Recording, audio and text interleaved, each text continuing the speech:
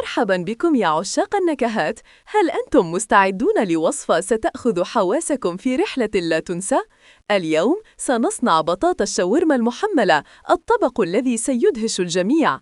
لنبدأ بالبطاطا الذهبية المقرمشة، نقوم بقليها أو خبزها حتى تصبح مثالية. ثم نحضر دجاج الشاورما لذيذ بتتبيلته بالبابريكا، الكمون، الكزبرة والثوم. على نار متوسطة نطهو الدجاج المتبل حتى ينضج ويأخذ لوناً شهياً. نضيف عصير الليمون والثوم لإضفاء نكهة لا تقاوم.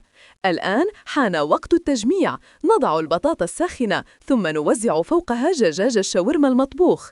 بعدها نغمرها بصلصة الثوم الغنية وصلصة الفلفل الحار لإضافة لمسة مميزة. لإنهاء هذه التحفة نزين بالبقدونس والسماق. طبق بطاطا الشاورما المحملة جاهز الآن للتقديم.